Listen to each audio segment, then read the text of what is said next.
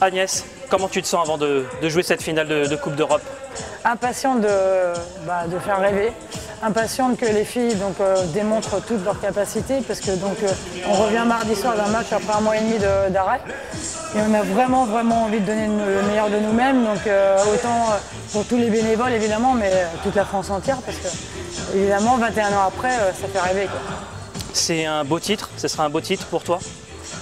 Ce sera inespéré d'une part. En début de saison, on ne pensait pas arriver à ce niveau-là. Et puis surtout, ce sera une reconnaissance. Ce sera évidemment le meilleur hommage qu'on puisse faire à Vali. Vali déjà nous a beaucoup aidés, mais on lui demande encore un petit peu. Et puis c'est vrai que cette année, on a été quand même pas trop gâtés par la nature. Autant Xiao la semaine dernière avec son papa, Vali. Donc on a vraiment à cœur de redonner le maximum de nous-mêmes pour pouvoir, d'une part, récompenser tout le travail qui est fait à Lycéanois, donc évidemment au club, le président, Christian, et puis tous les bénévoles qui nous soutiennent tous les jours. Et puis nous de notre côté, moi j'ai un peu raté ma finale il y a 21 ans, j'ai vraiment envie de reprendre la revanche. Est-ce que ces malheurs justement donnent encore plus de peps à jouer ces rencontres?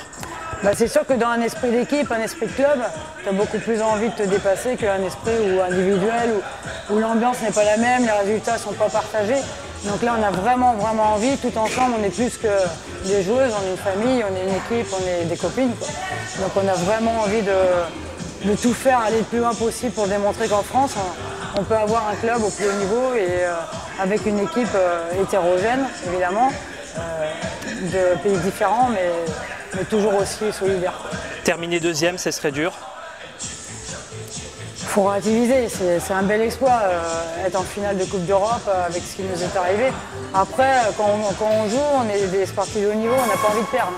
Donc évidemment, pour l'instant, on n'y pense pas. J'avoue qu'on a envie d'y croire.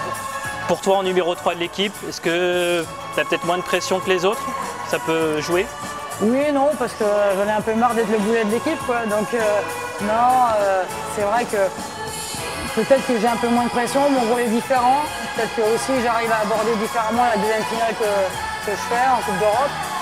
J'essaye le plus possible de les faire rire, de leur faire penser à autre chose aussi, d'évacuer un peu le stress. Bon, cela dit, ce sont des joueuses professionnelles, elles connaissent un peu les enjeux, elles connaissent la maîtrise de leur corps. Donc je pense que chacune a sa pression et la gère différemment en fonction d'elle-même.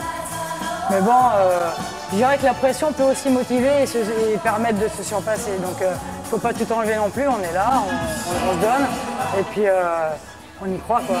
On a envie de donner le maximum et gagner ses vies. Merci Agnès, le mot de la fin, il est pour toi. Carpe diem et tous ensemble, on va gagner. Merci.